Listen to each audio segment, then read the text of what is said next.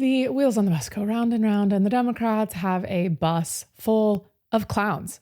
They are delivering an absolute clown car of candidates for the 2026 midterms. We're talking institutionalized in a psych ward and wants to cancel Thanksgiving and hates white people. A guy who plays with Dr. Fauci dolls and says he loves trans kids and our border should serve as a welcome mat. We have a guy who knocked up his cousin. We have a guy who goes to leather fetish kink events, changed the California sex offender registration rules for cases involving minors, and has also decriminalized knowingly infecting others with AIDS. He also supports allowing convicted pedophiles to run for school board. So, yay, Democrats.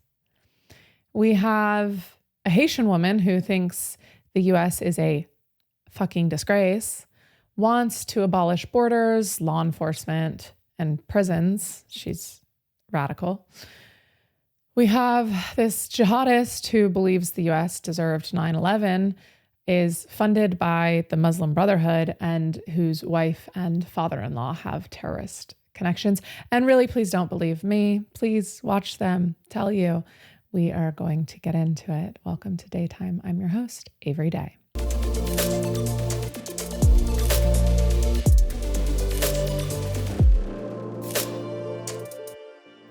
There is a mental health crisis running rampant in our country, and it is evident with Francesca Hong. She is a Democratic Socialist state rep from Madison who is polling near the top for Wisconsin governor. She's very radical. And her solution for everything is more government control, because that's worked throughout history. There is so much content on this one. She openly talks about her mental health struggles. She overdosed on lithium and has a history of self-harm. She wants to cancel Thanksgiving. She even doubled down on it. She wants to abolish prisons and the Senate and the police. And she wrote that white people almost gave her an anxiety attack. She really doesn't like white people. She dropped out of the University of Wisconsin to become a chef in 2016. She opened a ramen restaurant that closed in 2024 after what she described as rising costs and an unsuccessful attempt to raise wages without raising prices. So she's financially illiterate and doesn't understand how to run a business. In 2026, Capital One sued her over an unpaid credit card balance of $29,344. She said her debt was paid with the help of her parents.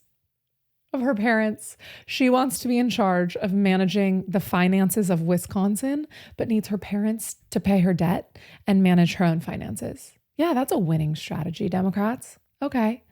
In 2020, she wrote, "I support defunding the police as a first step towards abolishing the police," and said, "Police exist to uphold white supremacy.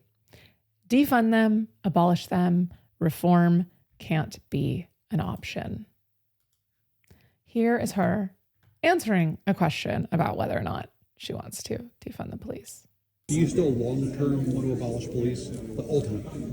Abolish. No, I believe that we have to be serious about public safety, and I'm going to be a governor that is more serious than anyone else in making sure that we are building systems of care, that we are focusing on lowering crime, getting guns off of our street, and making sure that folks who are incarcerated, which 90% of those folks will be going back to community, that we're lowering recidivism rate. And it's appalling to me that for folks who are working within our prisons, they have some of the highest suicide rates of any job and occupation. So this system is not working. If we want to be serious, we better be putting these billions into the things that we know prevent crime. Would you care to clarify the statement about soft on crime? This system is not working. Systems of care. She can't even give a straight answer. She thinks the current system doesn't work. I would love to. No, actually, I would hate it if a woman is scared for her life in a domestic violence situation and calls 911 and they send out a therapist or a mental health expert. What are you going to do? When you're in a situation where you need to call 911, you don't want some liberal, mentally ill weirdo showing up. You want a strong man with the ability to protect you. That's just the reality.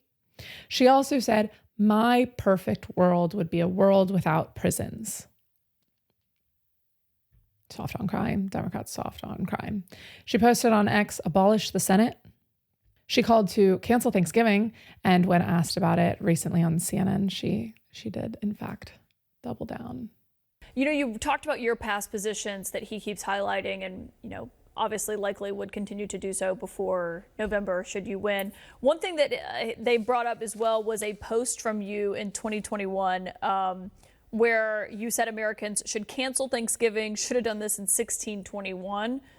The post has been deleted. Republicans have been highlighting it. Do you still believe that Thanksgiving should be canceled? I'm a chef, and one of the first meals that I made that was for the community when I was 16 was a Thanksgiving meal. You know, I always think my hospitality background in owning a restaurant for 7-8 years, that bringing folks around the table to share conversation and build community is always a good thing. But Thanksgiving is also a time that's incredibly painful for many people in our communities. And so I think I wanted to make sure that people understood that there are multiple views, but views can evolve. And the position that I'm running for right now, and I think my background as a chef, will actually help me become a better governor that's able to bring more people to the table. Francesca Hong, thank you for joining us. We hope to have you back on, depending on how things go next week in your primary. Always a victim. Thanksgiving is painful for people. I don't give a shit. I don't give a shit. I don't give a flying fuck who it's painful for. You're in America. This is an American tradition. If you don't like it, get out. Work on yourself. Stop being so soft.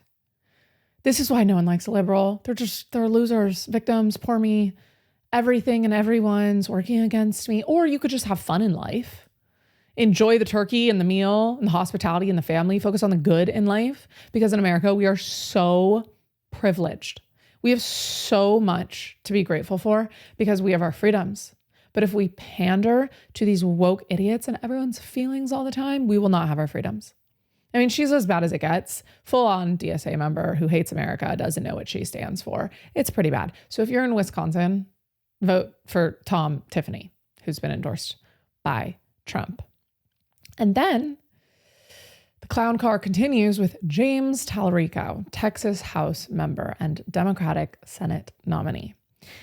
He got the coolest action figure for Christmas. Thank you to all the healthcare superheroes. Get vaxxed and boosted. This came back up when Fauci was pleading the fifth over and over and over again. So he can't think for himself because that was all a scam, as we've learned now 6 years later. But for those of us with brains, we didn't fall for it. He also loves trans kids. Something that you love that's not family or friends. I love, and just say this because it's on my mind, the trans children. There is something so deeply wrong and unsettling about that. Children cannot consent. It's abuse. If you don't see it as such, you've been brainwashed by woke ideology and you've lost the ability to think critically. And you should not be an elected official. No way. No way. No way. There's a ton wrong with this James Talarico guy, but you've got to do your own deep dive because we have to move on to Troy Jackson, who is the Democrats' new candidate in Maine, following the whole Graham Plattner drama, you know, the Nazi tattoo alleged rapist guy. Well, they replaced him with this guy, Troy, who has kids with his cousin. This is according to journalist Steve Robinson of the Maine Wire, who reported that Jackson's longtime partner and high school sweetheart, Lana, is his second cousin. They share the same great-grandparents, and his campaign says, don't look here.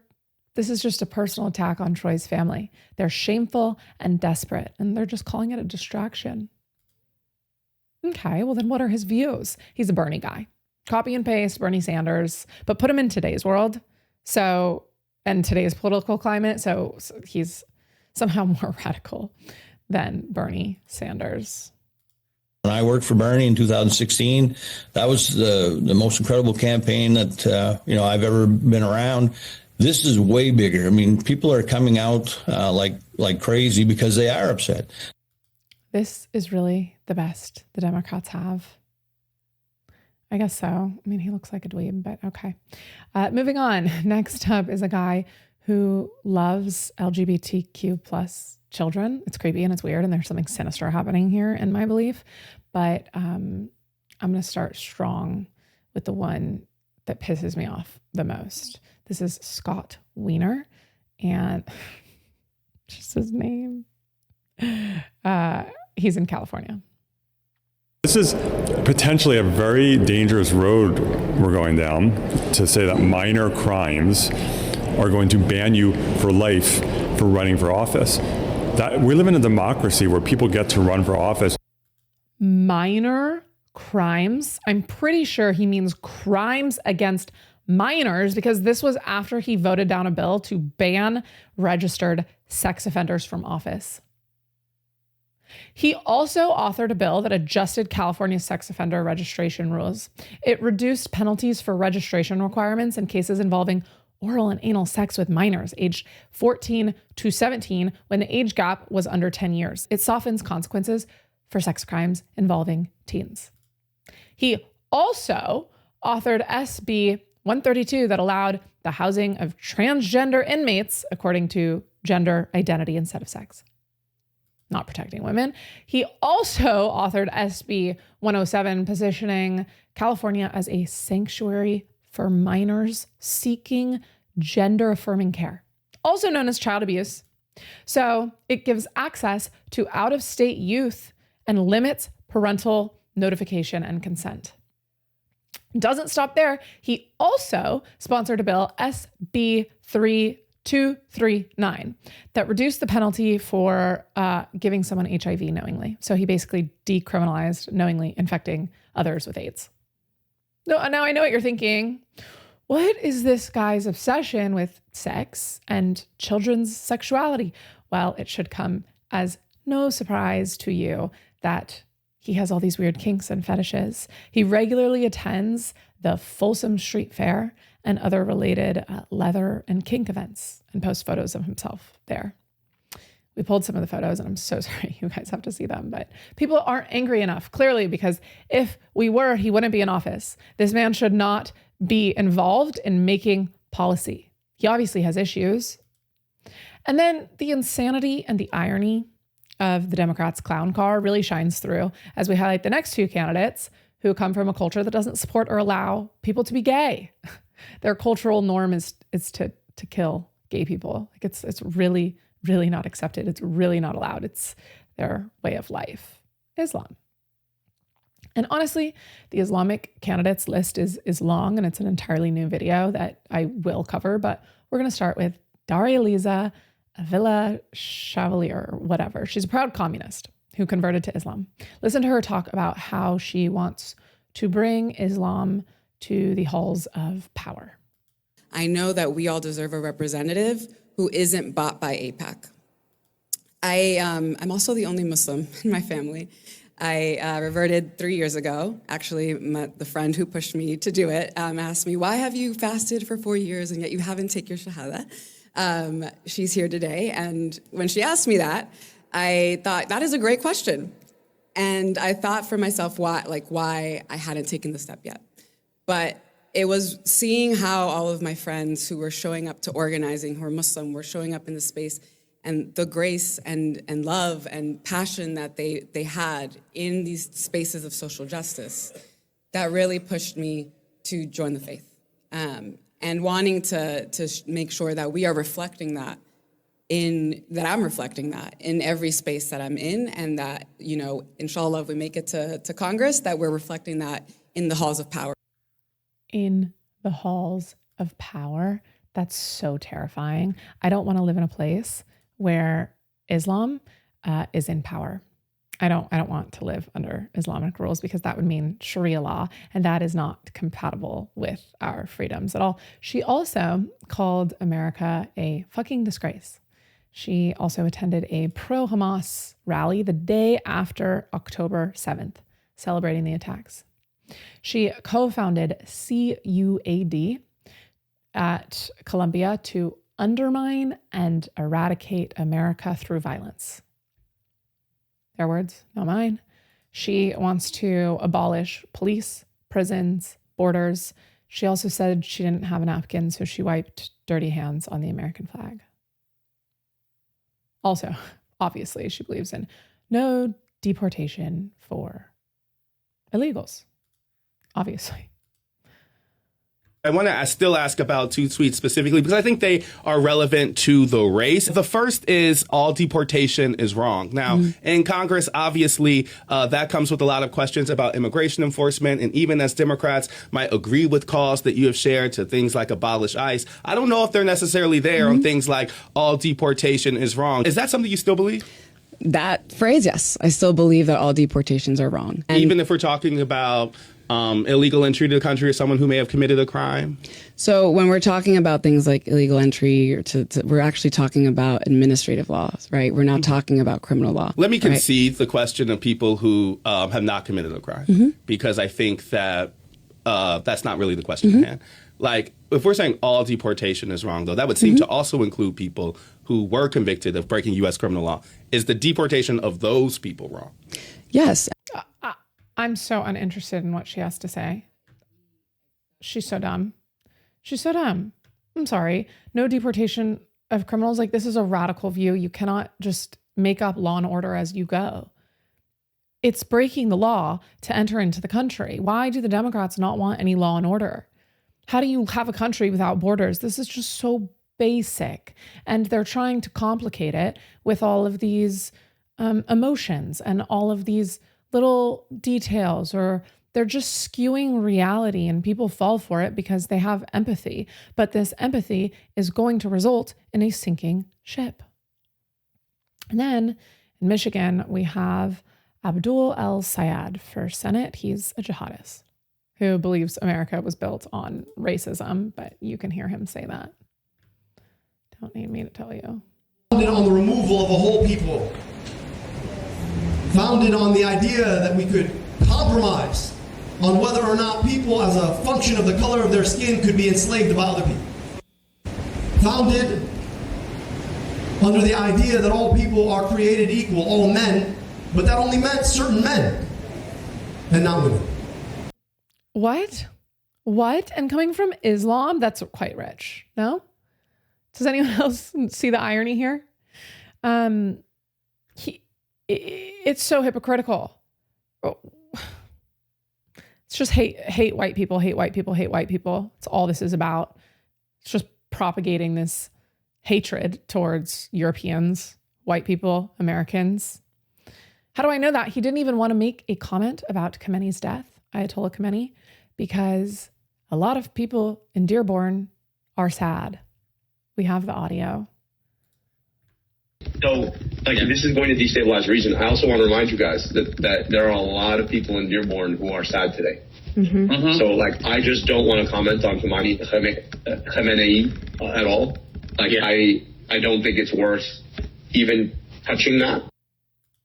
So if you're sad about a terrorist's death, a supreme leader who treats his people like shit and oppresses women and violates every basic human rights law in existence, if you're sad about that, you probably shouldn't be in America. We Americans probably shouldn't be accepting people like this in our country that are sad about the Ayatollah's death. This is normal in Islam, by the way. A lot of people in Dearborn, a lot of people, that means it's normal in the culture, in the community, sad over the Ayatollah's death, the supreme leader of Iran. That means a lot of people are rooting against the United States military and our existence, because that's what they call for, the eradication of the free world. That's not good. I don't like that very much. No one should like that at all. And then, of course, obviously, he doesn't believe in borders. Beyond that, I look forward to pushing forward legislation that would preempt localities from participating with ICE and using their local resources to do the same.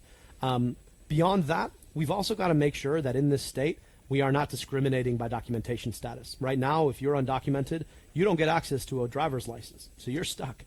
you don't get access to a lot of the basic things the state offers everybody else. And I think that's ridiculous. And so we've got to stop discriminating that way. That's ridiculous. That's ridiculous. And he's running for an elected position. I'm tired. These people are insane. The Democrats have no idea who they are. They don't have a leader. Their party is going towards Islam and communism, which I know I sound like a broken record saying this, but that's the two greatest destroyers of human life, Islam and communism. And the Democrats are embracing both of them. They don't even coexist with each other. That's the irony of all this. The Islamists don't like the gays, and the gays so badly want to be accepted by everyone. It's like lost. It's so sad to watch, because this will all be at the expense of our freedoms if we let it happen and vote for these people and don't loudly talk about this. And all of these candidates, like, you could just spend hours digging into all of the ridiculousness of this entire thing. There's so much information on all of these candidates. I encourage everybody to go do their own deep dives and then understand the result of the policies that they're calling for. It's crucial to the survival of our country. Thanks for watching. Like and subscribe, and we will see you next time.